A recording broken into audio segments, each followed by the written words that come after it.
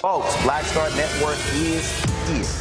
Hold no punches! I'm real revolutionary right now. Black power. Support this man, Black Media. He makes sure that our stories are told.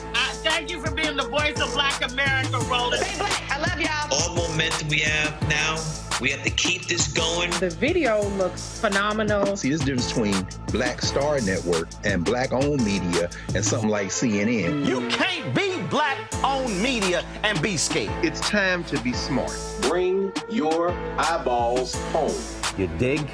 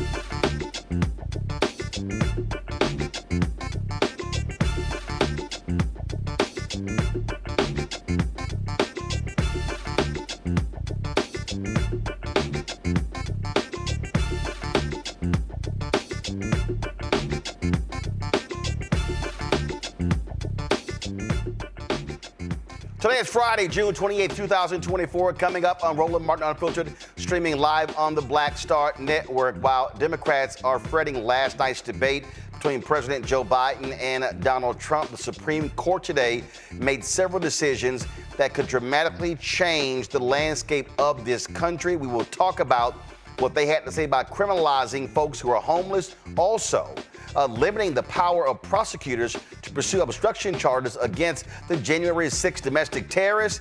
And there's even more what is called the Chevron decision, where literally they are taking the power away from political bureaucrats and putting it in the hands of judges. Wait till you explain this. We'll talk with Damon Hewitt, who leads the largest committee for civil rights under law. 2 former Texas jailers have been indicted for murdering Anthony Johnson Jr. That took place in Fort Worth, Texas. We'll talk to the Johnson family attorney about these developments. Again, we'll also talk about the tale of 2 Joe Bidens last night. He was awful in the debate against Donald Trump in Atlanta, but he was 180 degrees different today at his rally in North Carolina. Plus, we'll find out about Biden's economic plan for the rest of 2024 from Hillary Holley, Executive Director of Care and Action, who was in a meeting on Capitol Hill today discussing the very issue. Also, Vice President Kamala Harris steps up big time to defend the president as she stumps around the country. It is time to bring the funk. I'm Roland Martin Unfiltered on the Blackstar Network. Let's go. He's got it. Whatever the miss, he's on it. Whatever it is, he's got the scoop, the fact, the find. And when it breaks, he's right on time and it's rolling. Best believe he's knowing. Putting it down from sports to news to politics. With entertainment just for kicks, he's rolling.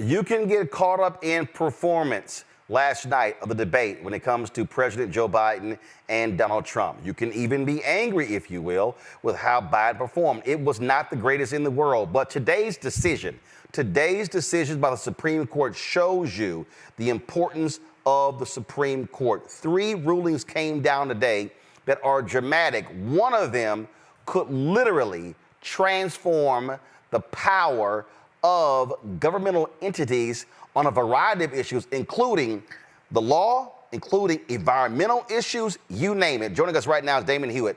He, of course, is the President Executive Director of the largest committee for civil rights under law.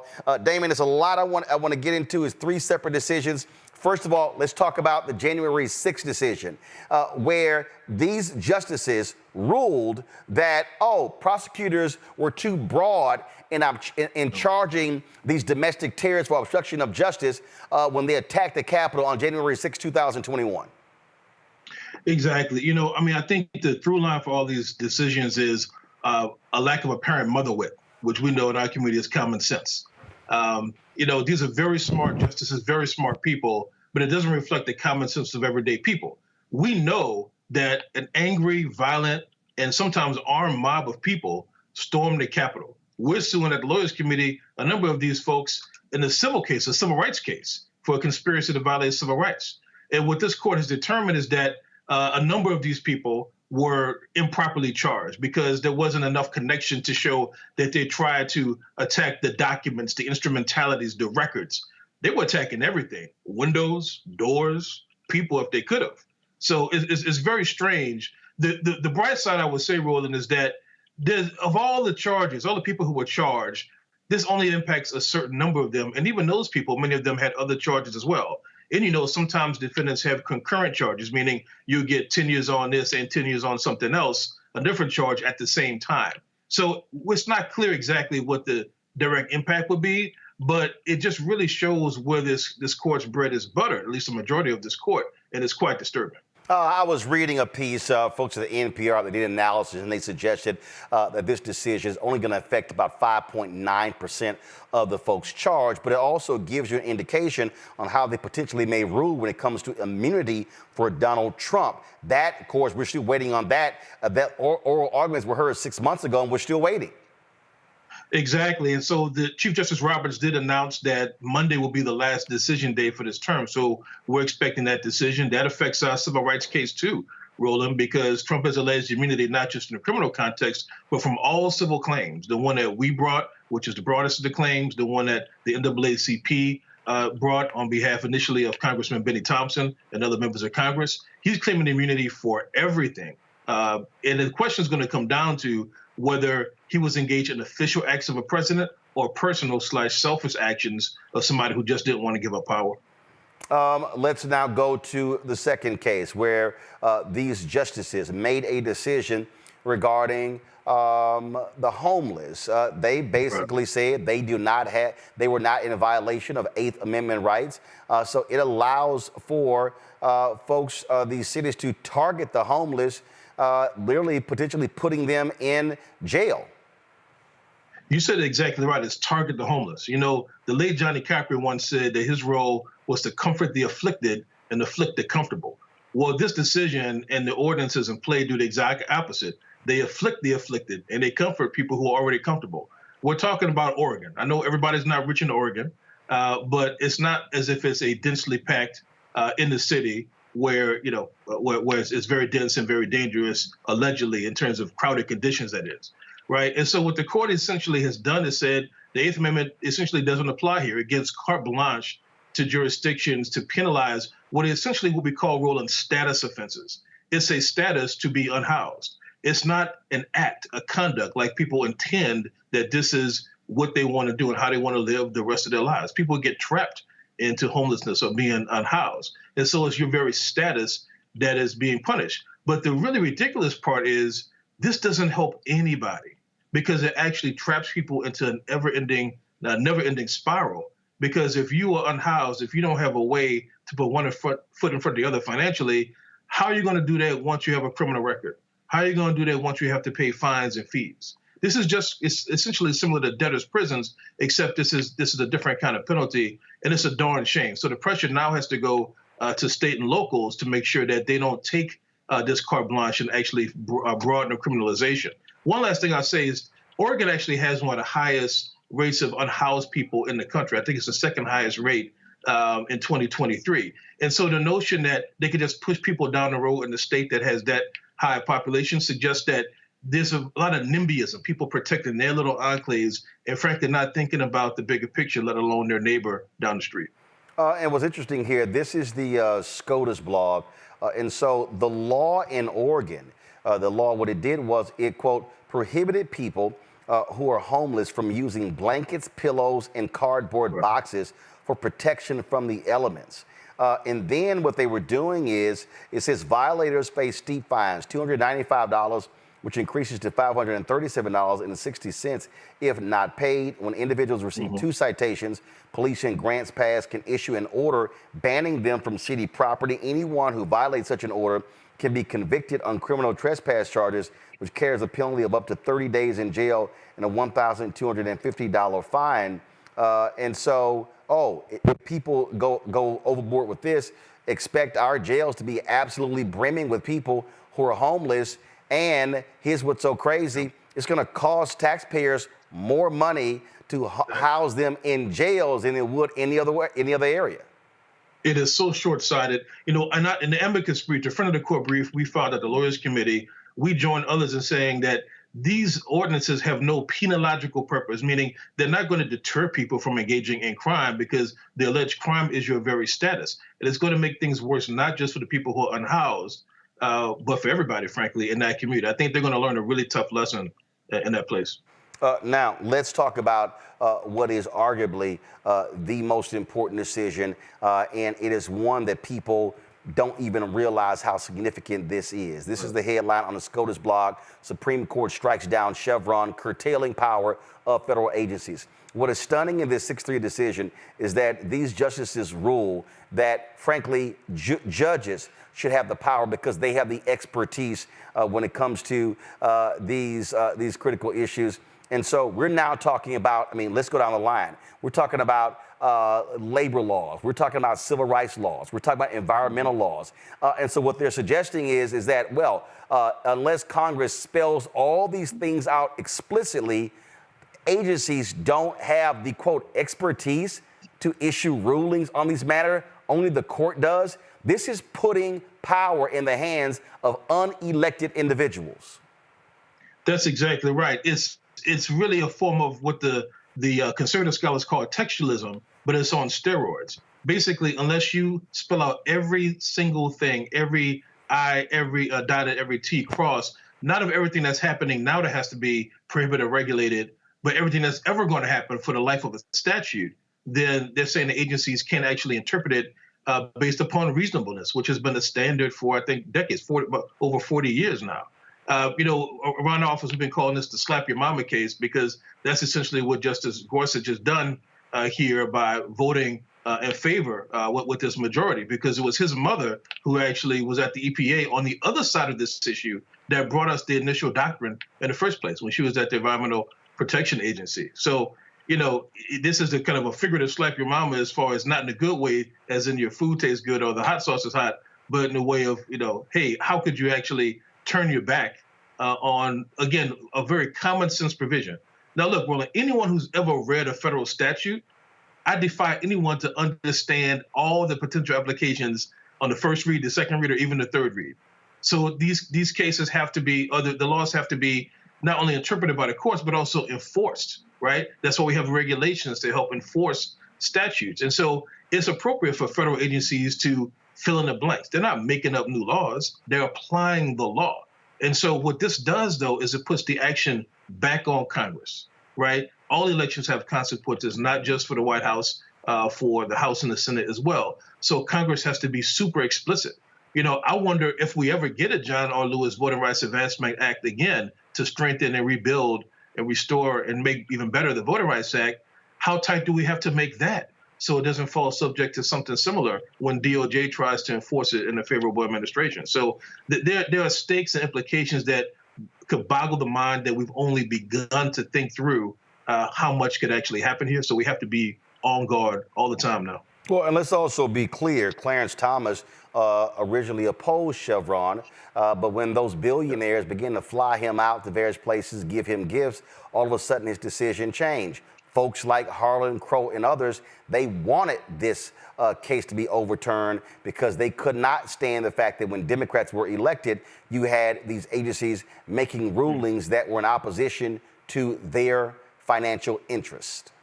And so, look, it's hard to know for certain motivations, but what is clear is whether it be those kind of things with Justice Thomas, whether it be upside down flags and what have you, what's clear is that you have a majority of this court that is simply changing the law and the landscape of rights and opportunity in America just because they can.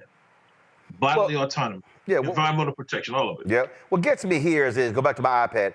Says Roberts rejects any suggestion that agencies rather than courts are better suited to determine what ambiguities in the federal law might mean. Even when those ambiguities involve technical or scientific questions that fall within an agency's area of expertise, Roberts emphasized Congress expects courts to handle technical statutory questions, and courts also have the benefit of briefing from the parties and friends of the court. Yeah, but this is the same court.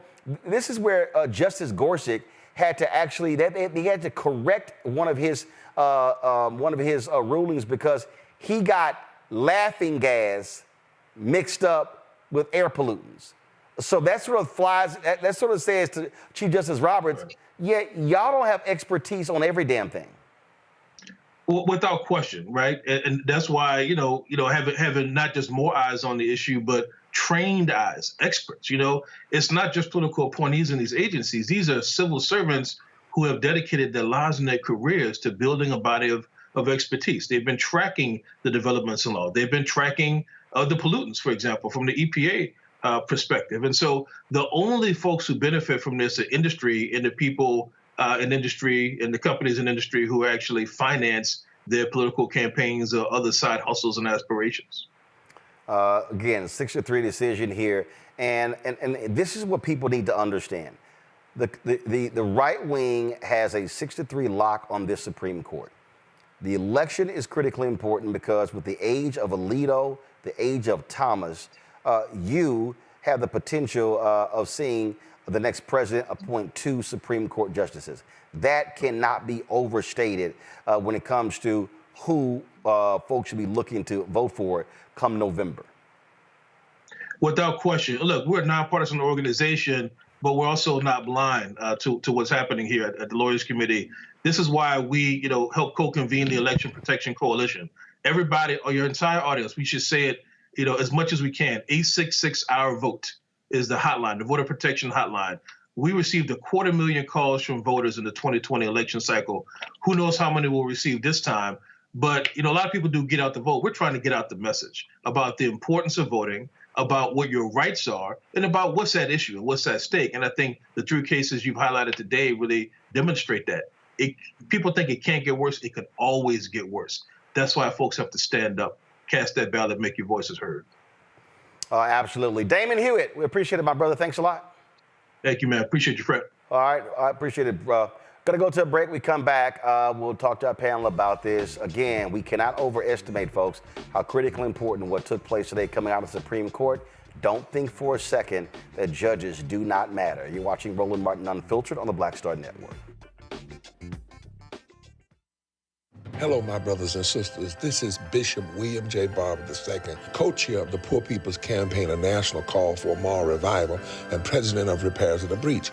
And I'm calling on you to get everybody you know to join us on Saturday, June 29th at 10 o'clock a.m. in Washington, D.C.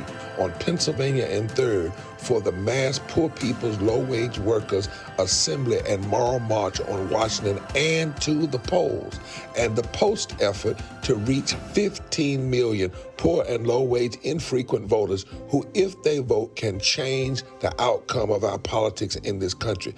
Our goal is to center the desires and the political policy agenda of poor and low-wage persons, along with moral religious leaders and advocates.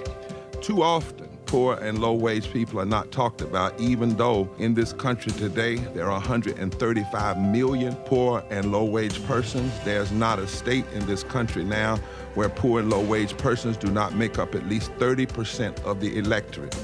It is time that the issues of poor and low-wage people be at the center of our politics. Living wages, health care, things that matter in the everyday lives. We will no longer allow poverty to be the 4th leading cause of death in this country. We must let our voices be heard. Join us. Go to our website, www.poorpeoplescampaign.org. RSVP. Get others to come. Get a bus. Get a van. Get on the train. Come and let our voices be heard and our votes be felt. Lift from the bottom so that everybody rises.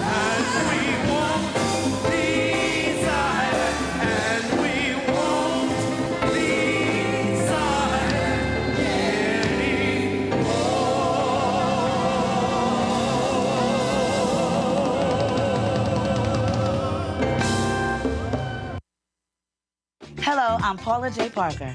Truly proud on the Proud Family. I am Tommy Davidson. I play Oscar on Proud Family, Louder and Proud. Hi, I'm Jo Marie Payton, voice of Sugar Mama on Disney's Louder and Prouder, Disney Plus. And I'm with Roland Martin on Unfiltered.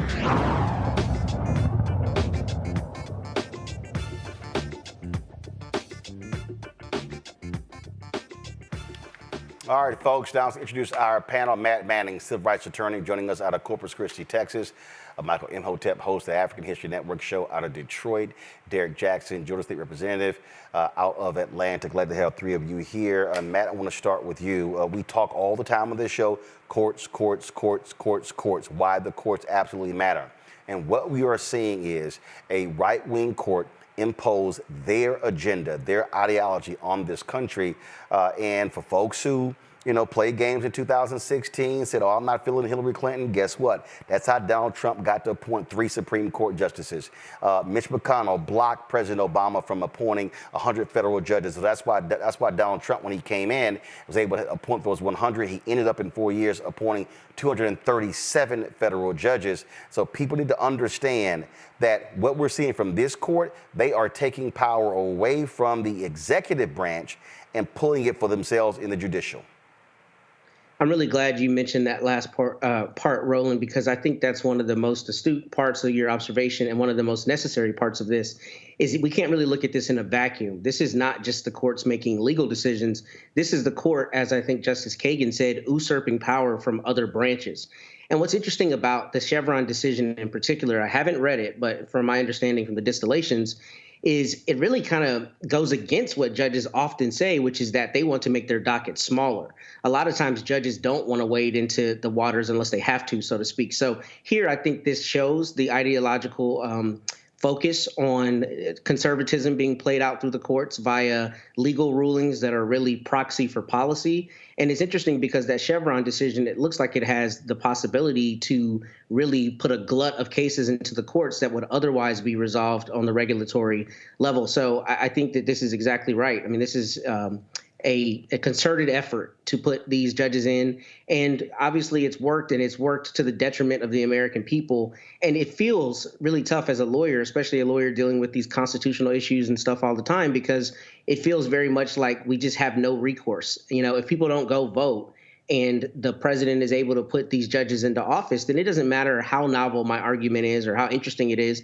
If the judge is predisposed to do something that's ideologically in lockstep with whomever appointed him or her, you know, I'm at a disadvantage on behalf of my client. And that's what I feel like this is just another part of, another thing in that, you know, this list of things we're seeing the Supreme Court do that really just kind of defies logic. And especially here, it's a judicial economy issue. I think there are going to be way more cases filed than would otherwise be filed because the regulatory agencies no longer have this power.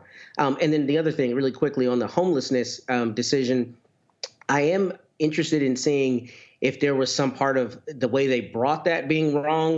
The Eighth Amendment, cruel and unusual punishment, normally applies to prison context. So I'm interested in how that factored in, if at all. But the larger point is we cannot, you know, criminalize poverty and homelessness and unhoused people in this country. And that's frankly what our carceral system has done for a long time. And I think this just adds greater emphasis to that. Look, what we're seeing here, Derek, is again, we're seeing all these folks freaking out. Oh my God, how Biden performed, things along those lines. Well, let's not overlook the fact that Biden Harris has appointed 200 federal judges in the last 3.5 years, 58 of them African American. And so when the Supreme Court makes this ruling, that means that those federal judges are the ones who are going to be getting those cases. If you have Biden elected again, you have the potential of him and Harris appointing another 200 federal judges to the bench. That's going to be crucial, having those judges in their perspective on the bench as opposed to far right-wing federal judges. You know, Roland, being at ground zero, that's what I call Georgia now, ground zero. As we were with Biden on yesterday, even after the debate, he came out there to this huge grand room and gave us an overview. Here, after 90 minutes of performance, this man was still filled with energy and excitement, and nearly 1,000 people are in there. And so today, though, you would think that he lost miserably. And I share your thoughts when you start talking about judges. We don't often talk about the judicial branch. As a legislator, we don't talk about the judicial branch, but because we kept our eyes off the ball. And now you have a Supreme Court who are overturning precedents of laws and procedures. I mean, so it's not just the recent rulings, Roland. I mean, we're talking about Roe v. Wade, should have been brought up last night. We should have talked about affirmative action. We should have talked about,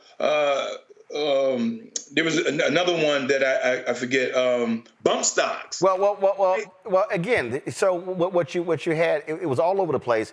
But what I need people to understand that elections are also about federal judges.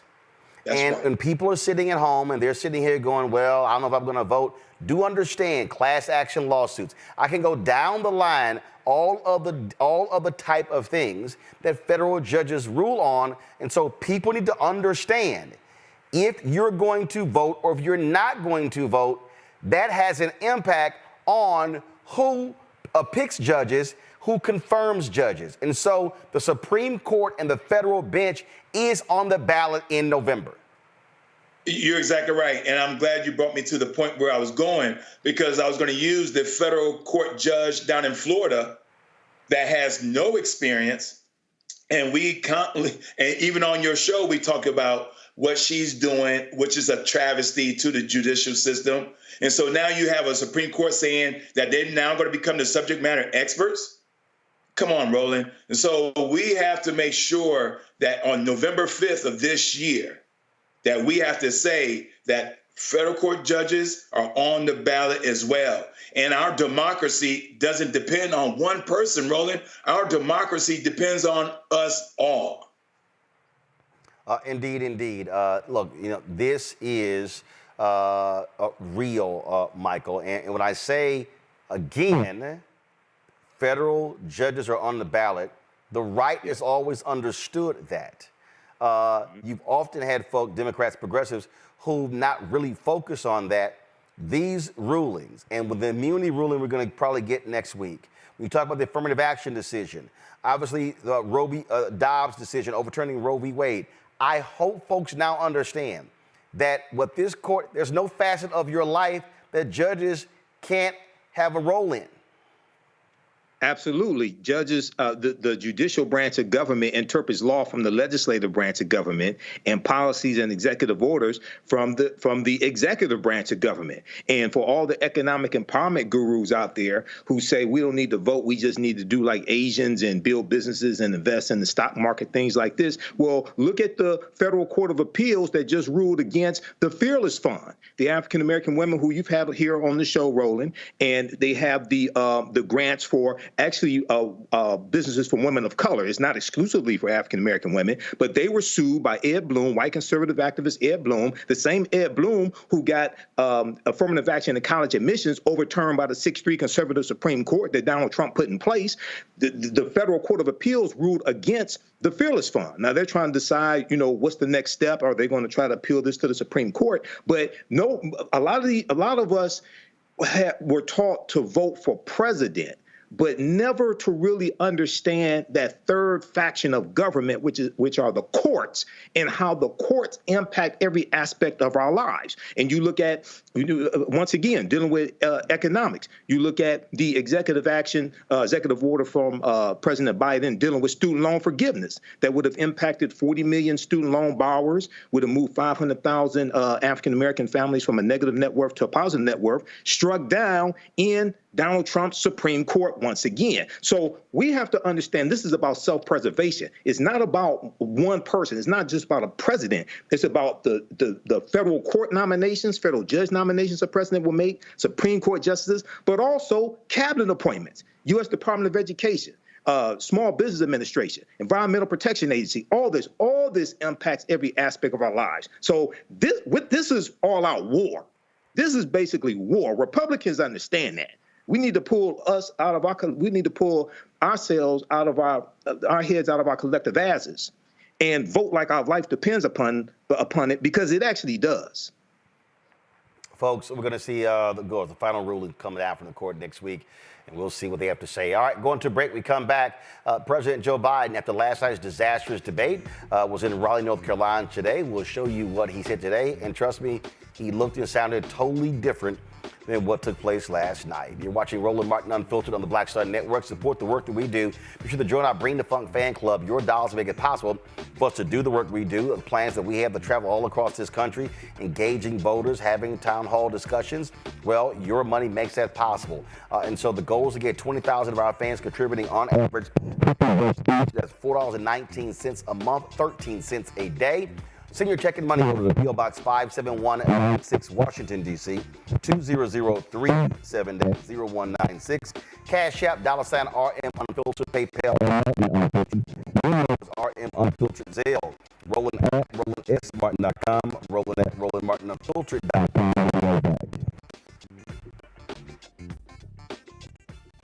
Moses was a stutterer and was 82 when he was called to lead. Jeremiah had depression. Esther lost both of her parents at an early age. Paul had a thorn in the flesh. Jesus was acquainted with sorrow. Harriet Tubman had epilepsy. FDR had polio. And this nation better learn quick. Stop focusing on foolishness, arguing about making a decision on foolish things. Age. Who can insult who? Who the last one touched the porn star?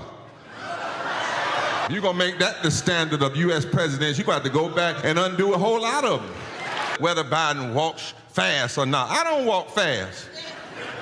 But he could be walking fast, head toward evil, head toward destruction. The greatest president in this country was Roosevelt, and he couldn't walk at all. Better stop this foolishness. This election better be about issues. What are you going to do about the 295,000 people dying every year from poverty? 87 million people underinsured or uninsured. The 1,000 plus voter suppression cases. What are you going to do about the fact that we still have to feed the hungry in the wealthiest nation in the world?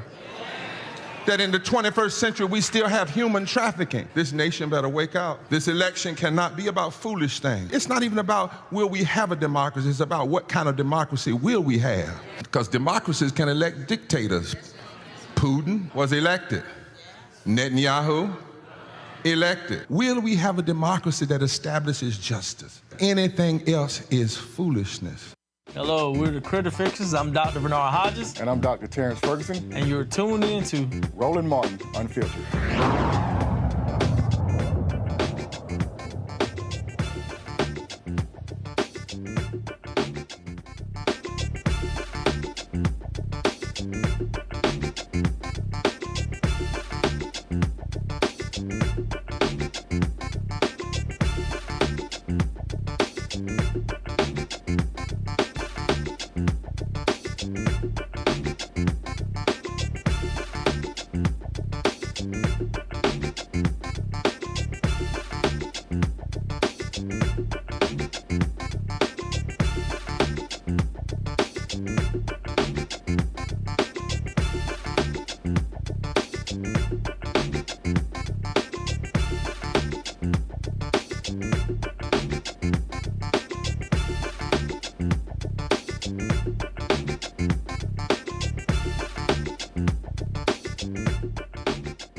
Last night's debate was not a great one for President Joe Biden. He admits that.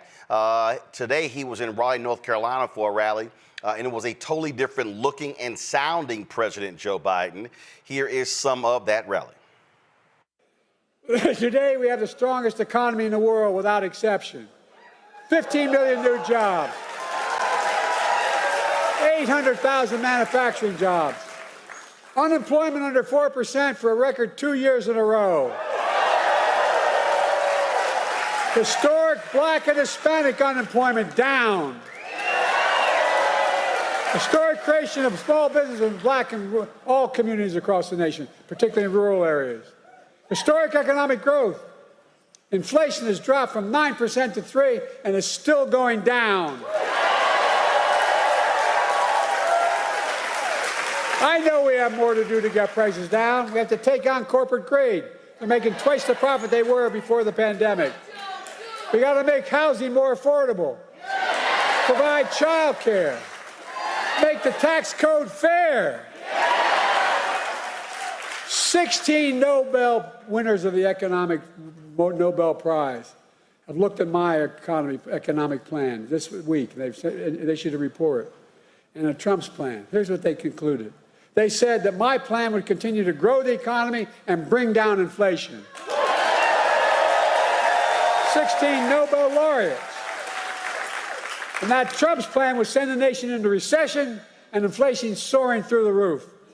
But don't take my word for it. Folks, let me close with this. I know I'm not a young man. State the obvious. Well, I know.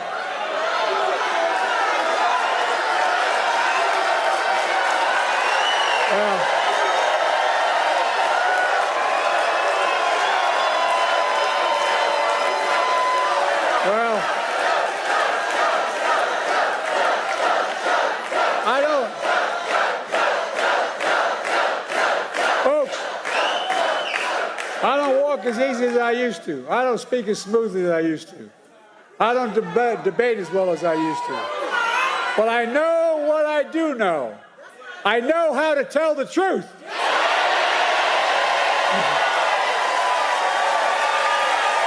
I know right from wrong. And I know how to do this job. I know how to get things done. And I know, like millions of Americans know, when you get knocked down, you get back up.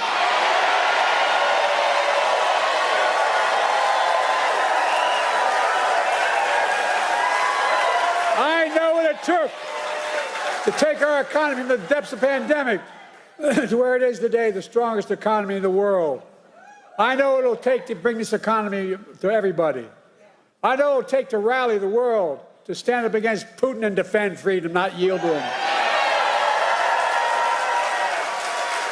And I know what it'll take to keep the world safe and free for the years ahead. Folks, I give you my word as a Biden, I would not be running again if I didn't believe with all my heart and soul I can do this job. Because quite frankly,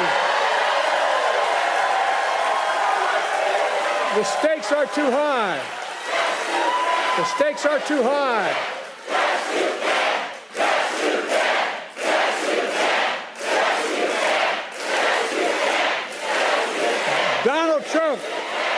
Donald Trump is a genuine threat to this nation. He's a threat to our freedom. He's a threat to our democracy. He's literally a threat for everything America stands for. Look, he doesn't understand what I think all of you do. America is the finest and most unique nation in the world. We're the only nation in the world, and I mean this sincerely, it's a fact statement, not a hyperbolic statement, it's fact. We're the only nation in the world built on an idea. All the nations built on ethnicity, geography, and other religion, but we're built on an idea that we're all created equal. We deserve to be treated equally throughout our lives.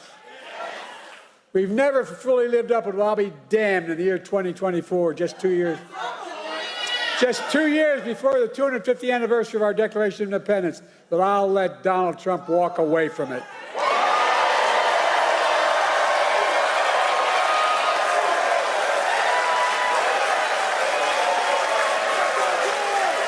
I give you my word. I give you my word as a Biden. We're still a nation. I believe we're still a nation that believes in honesty and decency and treating people with respect. I still believe we're a nation that gives everyone a fair shot and leaves nobody behind. We're still a nation that gives hate no safe harbor. And we're still the beacon to the world. We can never give up what makes America, America. Donald Trump is motivated by revenge and retribution. Well, revenge and retribution never built a damn thing. You and I, we Americans are a nation of hope, optimism, and possibilities. That's what always built America. That's going to continue to build America today.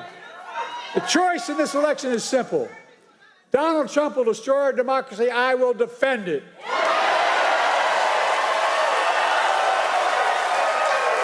So, folks, are you with me?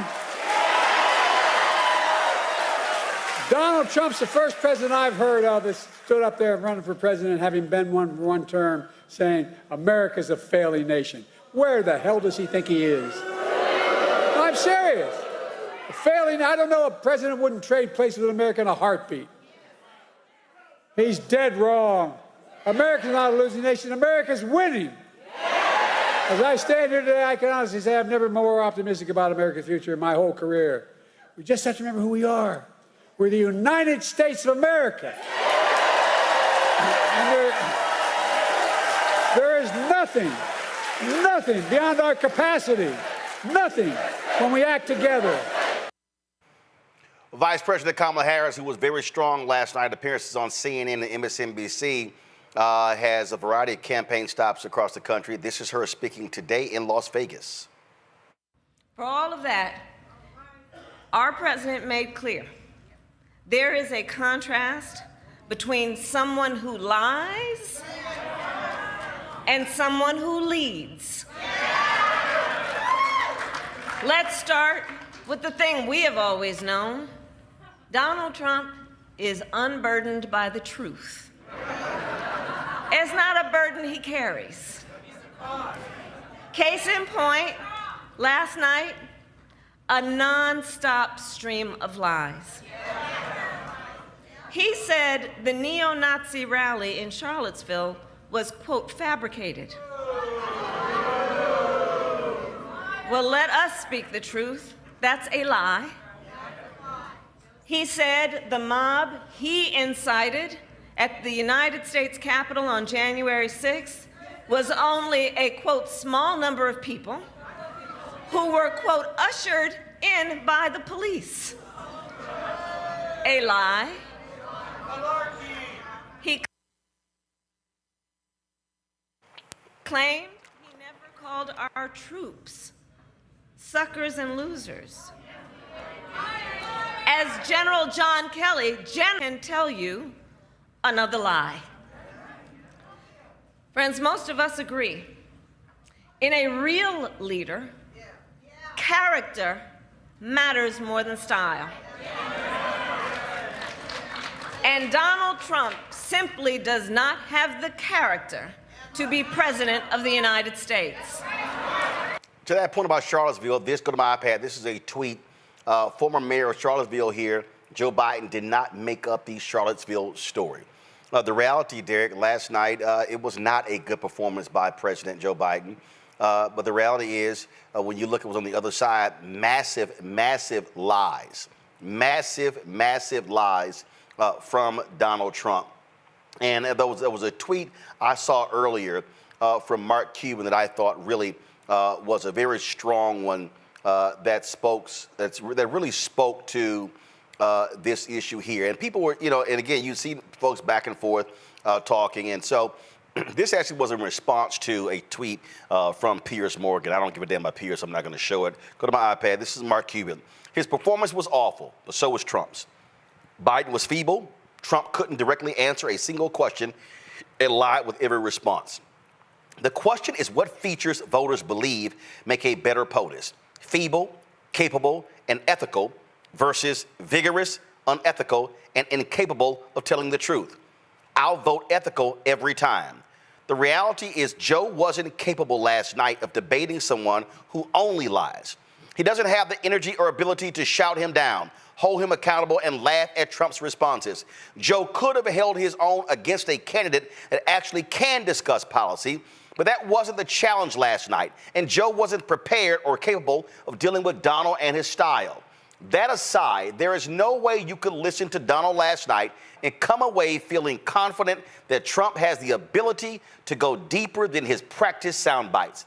He repeated himself often and never directly answered the moderator's questions. There was nothing that would give anyone confidence he could hold his own in any complicated situation, or that he could intellectually go toe-to-toe with any world leader or adversary. In fact, his non-answers about J6 and election acceptance should scare every American about his interest in upholding his oath to the Constitution. That doesn't make Biden's performance any less awful, but he answered the questions he was asked, even if the presentation was underwhelming. And we have the last 3+ years and of his being POTUS without his getting laughed or smirked at, no tell-alls or leaks discussing his incompetence, no former advisors or cabinet members saying they won't vote for him. That gives me confidence that in the normal duties of the presidency, he can hold his own and do the job. Unfortunately, this election is not about policies. It's about sound bites, social media, and who delivers them better and the algorithms that deliver them to voters. Trump is far better than Biden at sound bites and marketing. That's reality. For that reason, I'm also open to the discussion to replace Biden and/or Harris.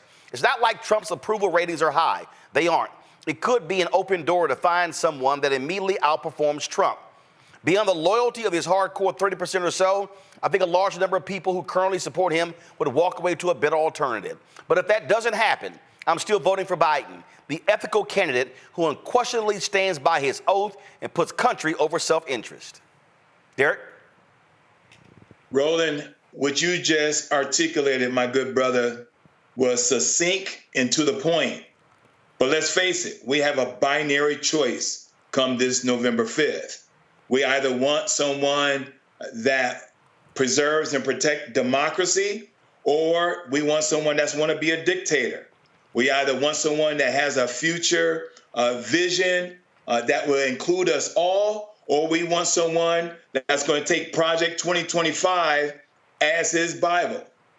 When we put age aside, as I told the reporters today, because you can only imagine here in Georgia the number of reporters, I said to them, well, Warren Buffett is 93. Nobody says Warren Buffett too old. The Pope is 87, right? So when we put the age aside, Roland, and start looking at the characteristics and doing what you just, articulated and line these two individuals up, Biden will come out on top every time. 4 years ago, Roland, I'll end with this. Trump lost. Who beat him? Biden. Why? Because 4 years ago, we were dealing with COVID. Over 1 million Americans died, Roland. 4 years ago, we had an individual that was in front of the White House at a podium that told individuals to go down 1600 Pennsylvania Avenue and convince folks on January 6th to overturn the government. We also, within the last 4 years, Roland, is this. This individual, he's a convicted felon. As a retired military officer, you cannot even get a top secret clearance if you are a felon. And so this binary choice is not the lesser of two evils or which old man that we want to lead us. It is very clear that President Biden today, he took ownership. He said, listen, I'm old. I can't do what I did 30, 40 years ago. But the former president, Barack Obama said, when I was 51, you all wanted to write me off too when I debated against Mitt Romney. And so we got to keep this thing with a clear conscience. And when you think about a person that stood on that stage last night, Roland, that say he took a cognitive test and he got an A+, well, Roland, I took a cognitive test. It's called an IQ, and they don't give you a grade letter. They give you a number, a numeric value. And so we don't want someone that lie, and sow all this disinformation and misinformation and cannot answer the question. If you brought someone on your show as an interviewer and you said you cannot answer the question, not one, I would like to think that you would never hire that person to work in your company. So why should we hire someone like a Donald J. Trump that did not answer the question about climate control? He said something about immaculate water, which I still don't know what immaculate water is. He says something about immigration and black jobs. I'm still looking for what a black job looks like, Roland. And so this person could not answer not one question during that 90-minute debate. That's the period. That's where we are. And so as I told everybody, Democrats, you got to fight. You got to get tough, stand behind Joe Biden. This conversation about a broker convention in August makes no sense, Roland, because they tried that in 1968. And guess what happened? The Democrats lost miserably. And so I don't want to hear no conversation about broker convention. That makes absolutely no sense to me. Democrats need to get tough and let's go to war. Michael. This is war, like I said. And, I was watching Deadline White House today. I saw Joe Biden in North Carolina, Raleigh, North Carolina, did a fantastic job. He needs to do rallies like that, like twice a week. He should do 1-2 times a week. Vice President Kamala Harris should do 1-2 times a week, especially throughout the summer, and get that energy going. But I was watching Deadline White House today, and Cornell Belcher was on the pollster, African-American pollster, Cornell Belcher. And he talked about how you have Republicans who are circling the wagon around Donald Trump to support Donald Trump. He's been convicted on 34 felonies. He was found liable for sexual assault in New York. He was also found liable committing fraud when it came to inflating the value of his properties, right? You have someone as flawed as this, and Republicans are circling the wagon around him to support him no matter what. And you have Biden, who had a bad night, but still answered questions more truthfully. Now, he stammered and stuttered, things like this, but he still answered questions more truthfully. Biden and Harris saved the economy, got us out of COVID. They're actually rebuilding America with the $1.2 trillion infrastructure bill, 56,000 construction projects being funded, okay, because of the $1.2 trillion infrastructure bill. And you have some weak-ass, punk-ass Democrats who are talking about a brokered convention and running away from Donald Trump. And, you know, this now, I'm neither Democrat nor Republican, but I sure as hell ain't stupid, okay? You continue to support people who continue to vote for policies that are beneficial to you, and we have to learn how to use Biden and Harris and use these Democrats as a tool, as a political weapon to fight the MAGA extremist domestic terrorists who are working to implement Project 2025, who want to continue to stack the courts, who want to continue to roll back any type of progress African Americans have made, and they're using the courts to do it as well. So we really have to understand what is at stake here. You know, they're trying to take us back to 1890, the Mississippi State Convention, when they imposed poll taxes and literacy tests to suppress the African American vote. This is war. You're right. It is war. And I keep trying to tell people that in battles, you swing. And what you don't do is you don't run from a fight. Matt? I think these brothers have covered most of the substantive issues very well. But all I'll add is a couple of things. I mean, first, the reality is we're talking like people at large care about the policy, but they don't. It's the pageantry. And the reality is, if people in the Biden camp knew that he was prone to the pauses and some of the things mechanically, physically last night that made him look old and out of ability, I guess out of shape to handle the rigors of the presidency, then they should have been sounding the alarm a lot earlier. I think Democrats now look extremely weak, and they look like, rats trying to flee off a sinking ship, talking about a brokered convention and other things getting away from Mr. Biden. And I agree with Michael and Derek insofar as I agree with the policy points in the platform. And, I personally would be voting Biden-Harris. However, I think this does call into question, why are these conversations being had at this 11th hour? I mean, we talked about this on the show months ago. You asked me a question and I mentioned to you he looked old. And we had a whole dialogue about how that's not what we should be talking about. But the reality is, for some people, that's going to move the needle. And I'm wondering why Democrats did not have a more serious conversation about this before this point. Notwithstanding that, yes, it's war, and it's war on the platforms and war on the policy. But at the end of the day, it is a popularity contest largely. And I think it is a huge misstep strategically for the Democrats to wait until the 11th hour to try to triage this. Right. I mean, that's the reality of it. I think Mr. Biden is where he needs to be in terms of his platform and policy, but the presentation is a problem. And the issue is with Donald Trump, as Mark Cuban said, it's all about marketing. It's all about marketing and it's all about presentation. And I don't know how the Democrats did not consider that this very thing could happen, that they are now, trying to triage. I mean, on the shows I watched last night, they were talking to people real time, and the Democratic pundits were, mortified as to his performance. And I don't understand how there were not greater indicia of this potential thing happening in the lead up to this performance. It just seems to me like there's some strategic missteps, and I don't know how you triage it at this point. Well, it is one of the things that actually also happened.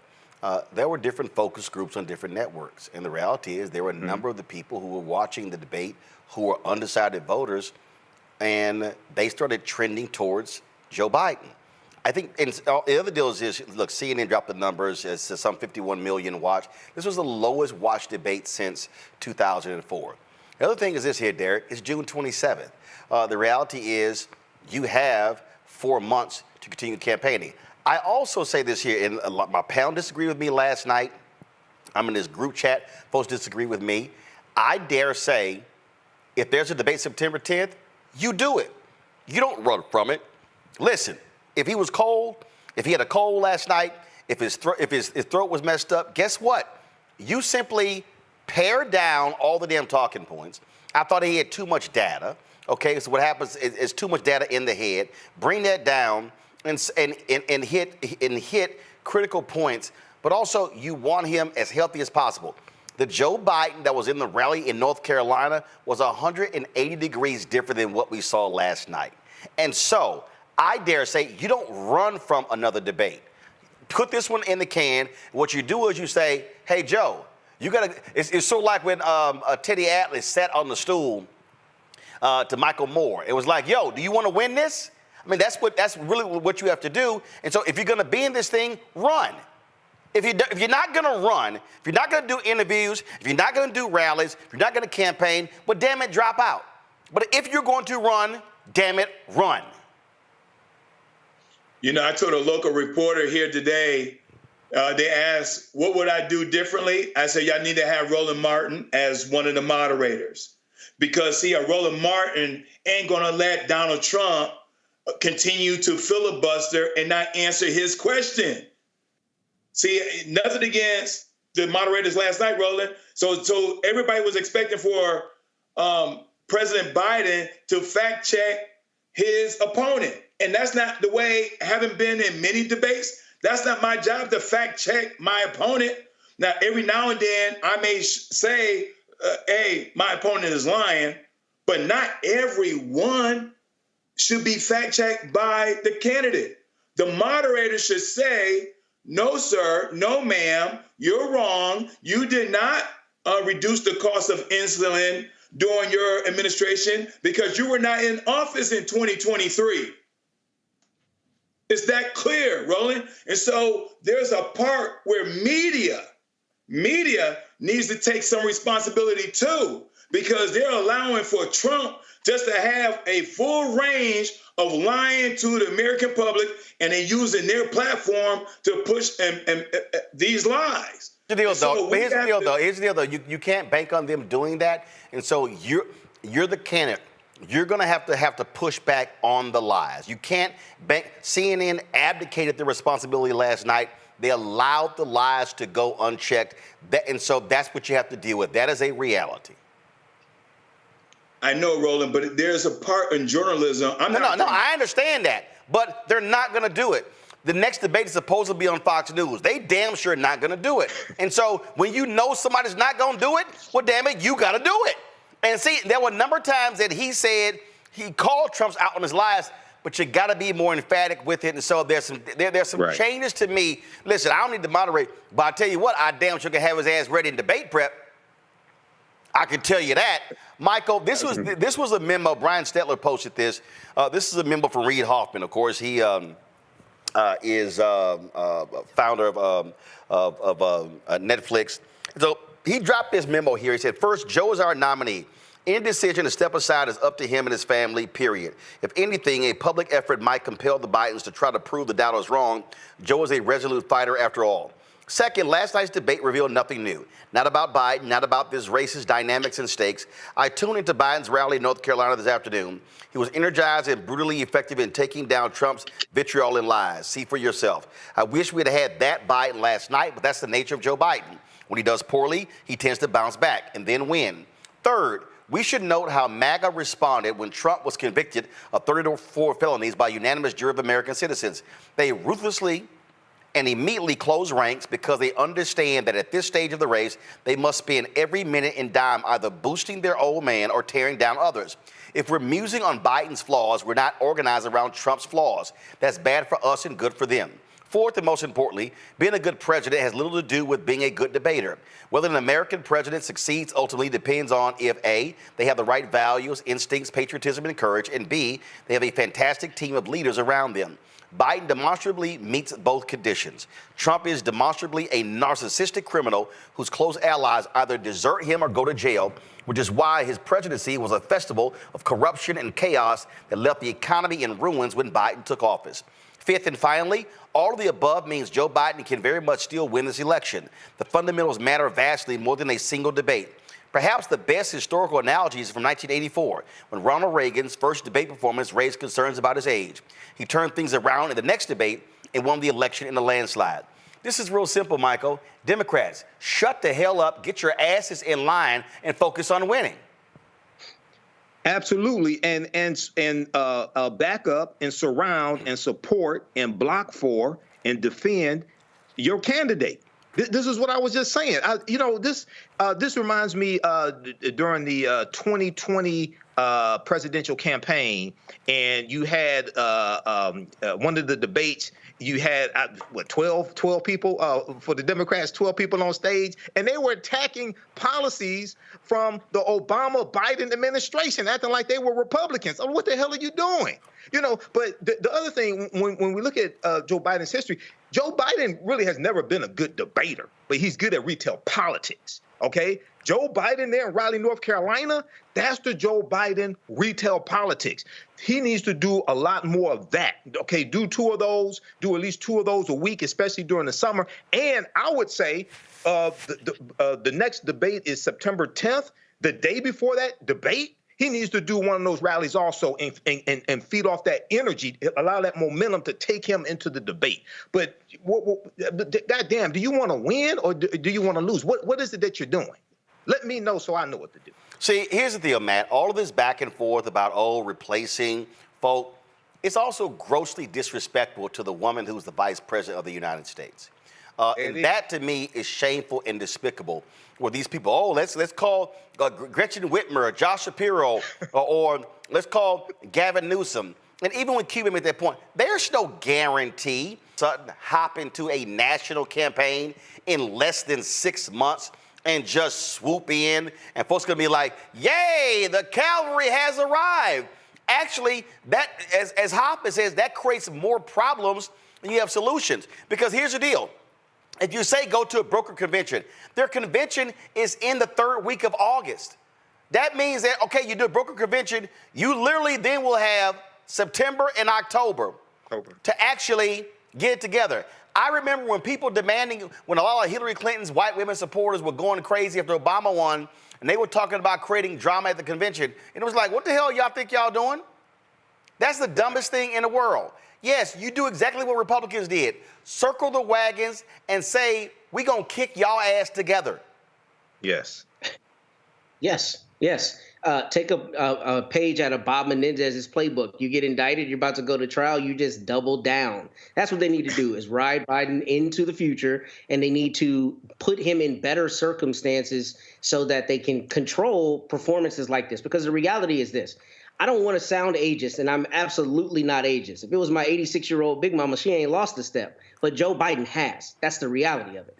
And you have people who are watching the pageantry of this, not the optics of it. So what they need to do is feed on, I think, a lot of the sound bites that Trump is going to put in the debate. For instance, in that long thing you just read from the gentleman from Netflix, what stood out to me? A festival of corruption. Festival of corruption. If they ran an ad with festival of corruption, that's the kind of thing that your average voter is not going to forget. And I think going forward, they need to employ a better strategy in leveraging the marketability, but also using Mr. Biden's superior knowledge as it relates to policy, especially as to Mr. Trump. But to your point about Kamala Harris, we are not surprised that they didn't call the black woman who's eminently qualified and who has been doing the job, of the number 2 at this point throughout, their entire administration, and is uniquely qualified as compared to these governors of other states who may not be able to jump into a national campaign.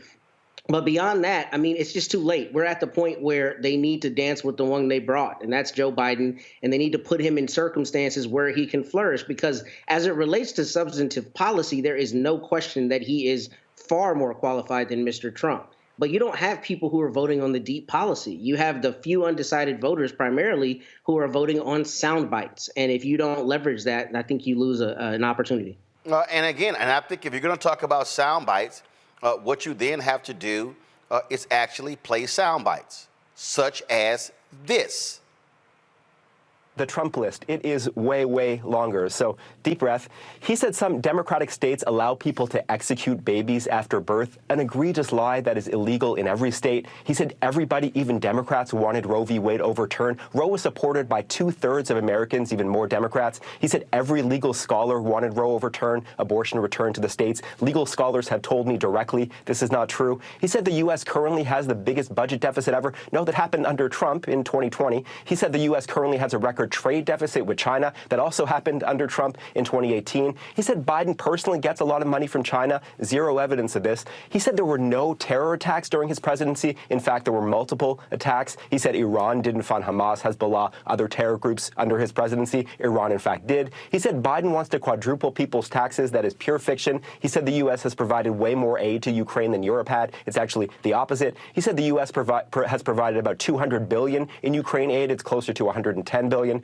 He said 18 or 19 million people have crossed the border under Biden. That is millions too high. He said many of these migrants are from prisons or mental institutions. His own campaign cannot corroborate this. He said Biden has only created jobs for illegal immigrants. Total nonsense. He said Nancy Pelosi turned down his offer of 10,000 National Guard troops on January 6th. There's no evidence she even got such an offer. It was the president, not Pelosi, who had the power to deploy the D.C. Guard. He said Pelosi now acknowledges she turned down the troops. No, her office tells me this claim is still a lie. He said he deployed the National Guard to Minneapolis in 2020. Actually, that was the Democratic governor. He spoke of, quote, ridiculous fraud in the 2020 election. Zero evidence of any widespread fraud. He said NATO was going out of business before he took office. Completely, clearly absurd. He said the U.S. was paying 100% of NATO before he came along. The U.S. made up about 71% of NATO defense spending, not 100. He said he, not Biden, is the one who lowered insulin prices in Medicare. He did it for some seniors, but Biden did it for far more. He said Biden indicted him. Again, no evidence Biden has had a personal role in any of these 4 prosecutions.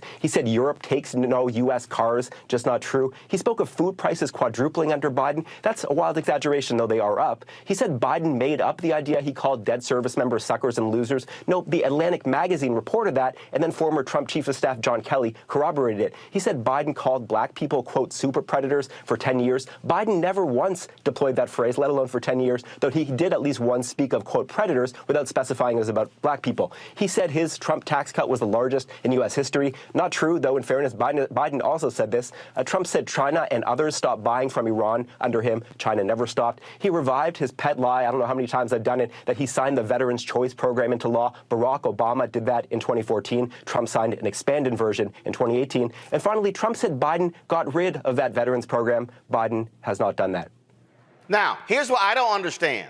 I don't understand, Derek, why in the hell you're CNN and you don't have Daniel Dale sitting right there going, where they go, Daniel. In the last round, there were a lot of statements made by Presidents Biden and Trump. What's the fact check? Fact check in real time. CNN abdicated responsibility. And this is, for me, where you don't just say, hey, voters, we're just going to allow you to hear them talk, and then you decide. No, you stand on truth. And this is the point that I was attempting to make. And I'm glad you circle back to this point, Roland, because we all know a lie can travel around the globe much faster than the truth. It can go viral faster than the truth. And I don't see this video going as viral as it should.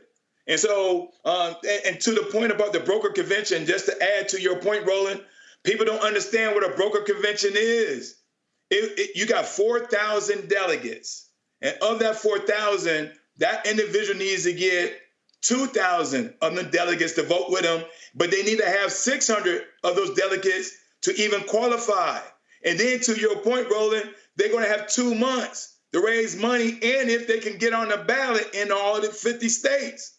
So when people start talking about broker convention, yes, they are disrespecting Kamala Harris, but they don't understand what a broker convention and what is required.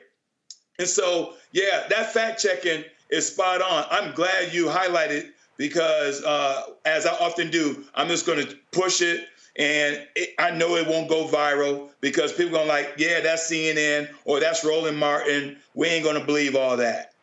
It's just crazy. It's just crazy to me, Michael, that they could sit there and literally allow lie after lie after lie after lie and not one time say, sure, that's wrong. Right.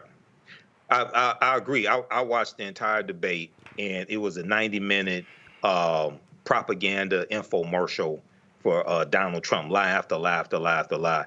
And even it's hard as he's saying the lie, right after that, it may be hard to like fact check every single one. But when they came back from commercial break, that first commercial break, you could do fact checking of some of those previous lies that he told, things like the biggest whoppers that he told. You may not hit everything, but I would encourage people, NBCnews.com has a good one, fact-checking Biden and Trump's claims at the first debate. They go through and look at different statements they both made, and overwhelmingly, Trump told a lot more lies than Biden, and they provide the evidence as well. And this is a good learning tool to help people understand politics also. But I agree with you, Roland, and Biden is going, even though Biden did call some of those lies that Trump told, even though he said they were lies, I think he's going to have to be more forceful in the next debate when Trump spews those lies. Matt? I don't think they should be allowed to lie with impunity, but I think the focus should be less on just the lies and should be on the comprehensive policy. And I think Derek said this earlier, but if you listen to the debate, I didn't watch the entire thing, the part I got to watch, virtually every question, the answer that came from Joe Biden was full of policy. Even if there was a misstep or maybe a slight mischaracterization, there was policy. With Trump, it was all vibes, and vibes are cool, but they can only take you so far. And I think hopefully the people that are watching are recognizing that that's really what's on display here, even outside of the fact checking. You have someone who is actually able to have discourse in the policy because they understand how things work, as opposed to someone who is trying to just dismantle everything and put in his own, approach to things. And we know that that didn't work during his administration. So I think that's what's really salient here. And I do think they should have real-time fact-checking. But more than that, I think they should press him even harder on the policy. I mean, he got asked unequivocal questions and didn't answer them at all, right? I mean, just completely provided no policy basis. And that's what should have people concerned. If you are truly an undecided voter, even if you're considering Mr. Trump, you should say this guy obviously can't answer the question and does not know enough about how it works to put my mind at ease that he can do this job effectively. That should be really the questions we're looking at. A little bit early, we played some of what Vice President Kamala Harris had to say in Las Vegas. I think it's important for us to actually hear all of it. And so here is the VP earlier today.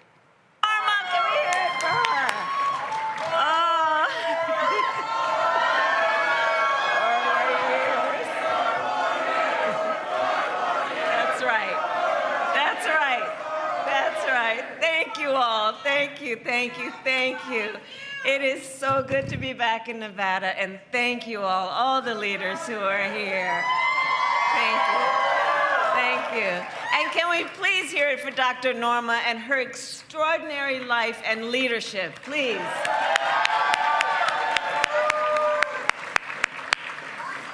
So I want to thank everyone who is here today. I want to thank all the elected leaders who are here. I know Senator Catherine Cortez Masto was here earlier. She and I were AGs together. She is doing an extraordinary job as a senator. Senator Mark Kelly, who is just always fighting for the people of Nevada and using his lifelong dedication to our country in a way that is about service and uplifting so many people. Governor Michelle Lujan Grisham, thank you for your leadership. And of course, Senator Jackie Rosen, who we will re-elect this November. And on behalf of my husband, the second gentleman of the United States,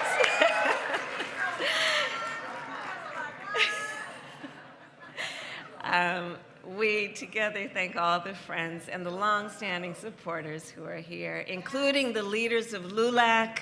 It is so good. It is so good to be with all of you. All right, so last night, President Joe Biden and Donald Trump had their first debate. And earlier today, the president said himself it was not his best performance. But there are three things that were true yesterday before the debate that are still true today. Let's level set on this, all right? First, the stakes of this race could not be higher. Second, the contrast in this election could not be more stark. And third, We believe in our President, Joe Biden, and we believe in what he stands for.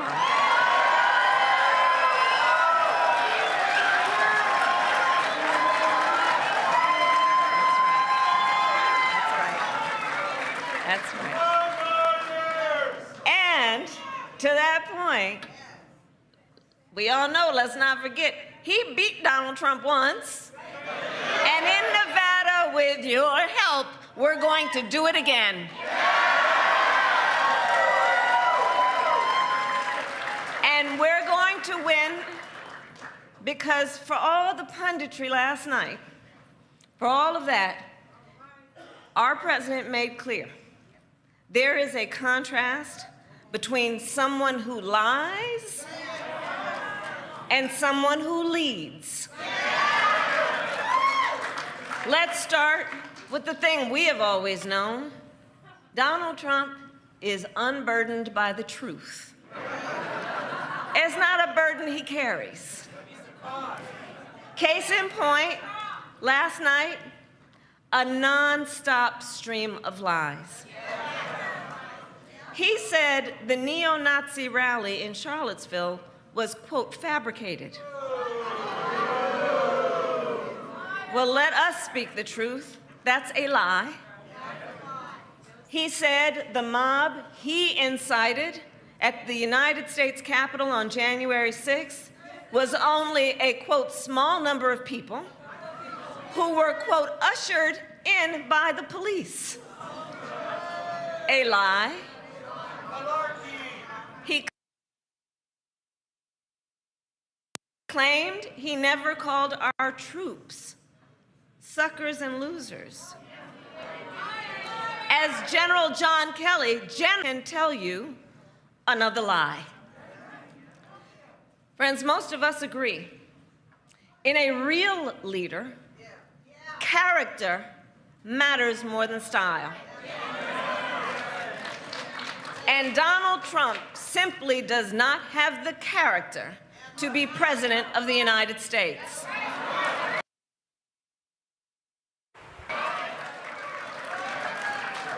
For further context, consider more than 20 of his former top leaders, from his former Secretary of Defense to his National Security Advisor to the chairman of the Joint Chiefs, have spoken out against Trump. And note, between Joe Biden and Donald Trump, only one candidate on that stage has the endorsement of his own vice president, Joe Biden. And former Vice President Pence is evidently not supporting a second term for Trump because he knows Trump is a threat to our democracy, and he only fights for himself, not you. Now, some of you might remember that recently, when Donald Trump was here in Las Vegas, in 104-degree heat, he told a crowd, quote, "I don't care about you, I just want your vote." Well, that's about the only thing he's said lately that rings true.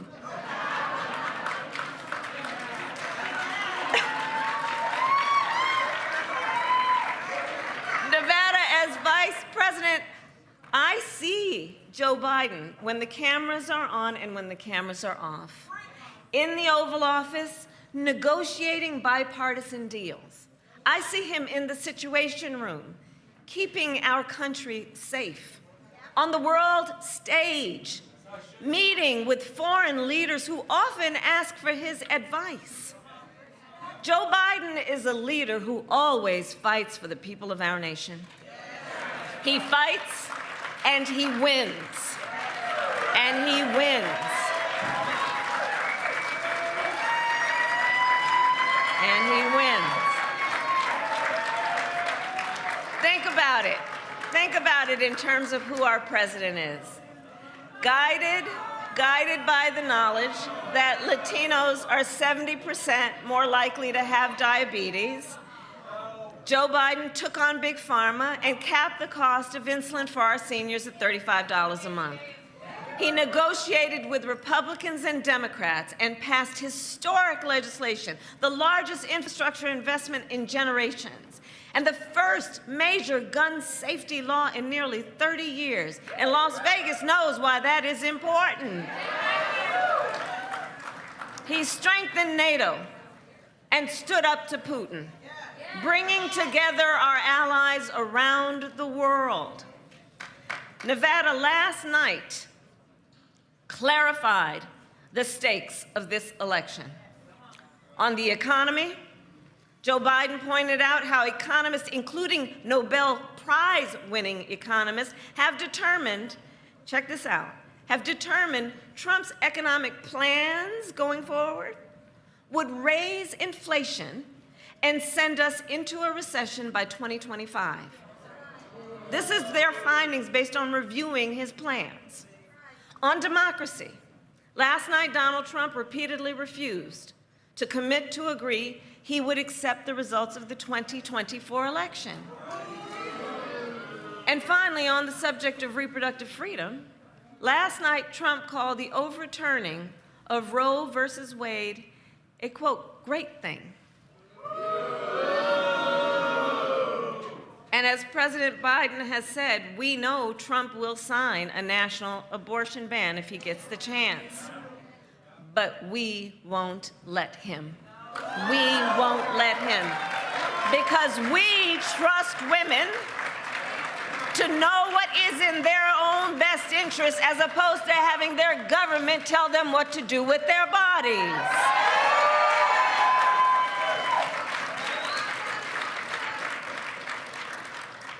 So, listen, we've got 130 days, I'm counting, until Election Day. 130 days. And this race will not be decided by one night in June. This race will be decided by you, by us. Who sits in the White House next year will be determined by what we together do in these next 130 days. And ultimately, in this election, we each face a question. What kind of country do we want to live in? A country of freedom, compassion, and rule of law, or a country of chaos, fear, and hate? We each have the power, each of us has the power to answer this question with our vote and with our voice. So today I ask Nevada, are you ready to make your voices heard? Do we believe in freedom? Do we believe in opportunity? Do we believe in the promise of America?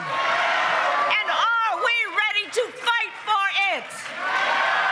And when we fight, we win. God bless you and God bless the United States of America. Thank you.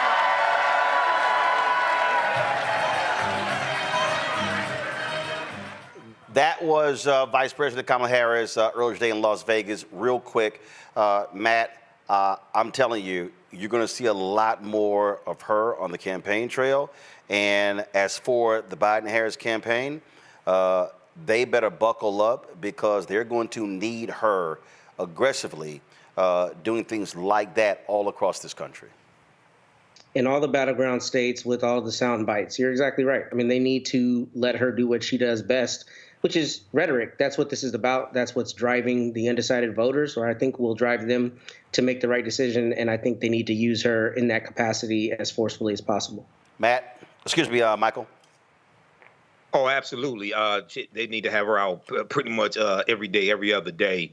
That was fantastic. And she fact-checked Trump as well. And you need that energy. And she resonates better with younger voters also than Biden does. So she's his best weapon. Derek? Yeah, I agree with Matt and Michael. The only thing I would add to deploy Kamala in all 11 southern states. all 11 of them. Louisiana, Texas, all of them. Not just the battleground states, but in all of them. All right, folks, appreciate it. Hold tight 1 second. We come back. We'll talk to the family attorney for a black man who was killed in the Tarrant County Jail. Murder charges came down today. We'll explain. You're watching Roland Martin Unfiltered on the Blackstar Network. Be sure to join the Bring the Funk fan club. Send your check and money. Order to P.O. Box 57196, Washington, D.C. 20037-0196. Cash App is $RM Unfiltered. PayPal, R Martin Unfiltered. Venmo is RM Unfiltered. Zelle, Roland at RolandSMartin.com. Roland at RolandMartinUnfiltered.com. Download the Blackstar Network app, Apple phone, Android phone, Apple TV, Android TV, Roku, Amazon Fire TV, Xbox One, Samsung Smart TV. We'll be right back. Hello, my brothers and sisters. This is Bishop William J. Barber II, co-chair of the Poor People's Campaign, a national call for moral revival, and president of Repairs of the Breach. And I'm calling on you to get everybody you know to join us on Saturday, June 29th at 10 o'clock a.m. in Washington, D.C. on Pennsylvania and 3rd for the mass Poor People's Low-Wage Workers Assembly and Moral March on Washington and to the polls, and the post effort to reach 15 million poor and low-wage infrequent voters who, if they vote, can change the outcome of our politics in this country.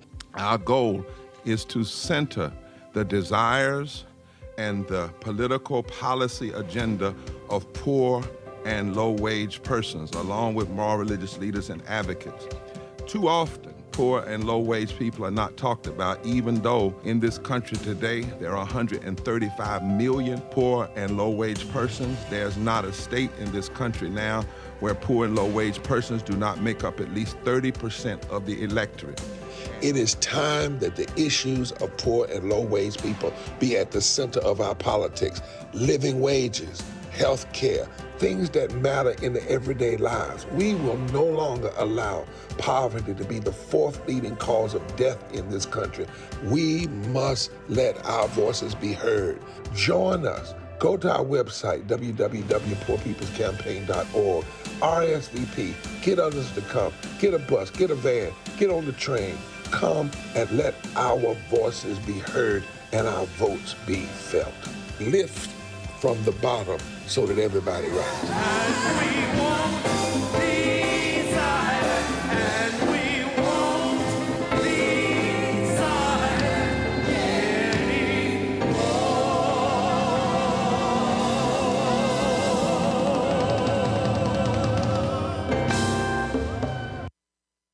What's up? Geek Tony in the place to be. Got Kicked Out Your Mama's University, creator and executive producer of Fat Tuesdays, the air hip-hop comedy. But right now, I'm rolling with Roland Martin, unfiltered, uncut, unplugged, and undamn believable. You hear me?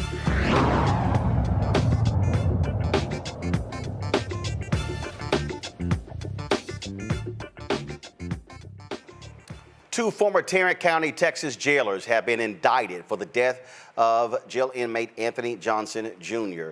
This has been called a homicide. The 31-year-old died from asphyxia from the use of force and pepper spray. Johnson died at the Tarrant County Jail on April 21st after being arrested during what his family says was a schizophrenic episode. Reports say he resisted jailers doing a cell check. Jailers pepper sprayed him, handcuffed, and held Johnson on the floor improperly. A detention officer had a knee on Johnson's back. Daryl Washington is the Johnson family attorney. He joins us right now. Daryl, we had you, of course, on the show when the folks were, really raising this issue before the commissioner's court. And the sheriff, this MAGA sheriff, clearly did not care whatsoever. Now, a grand jury has now weighed in. Yes, it's out, Roland, but I just want to say something before we talk about the case, man, because I appreciate the coverage that you're giving on the election.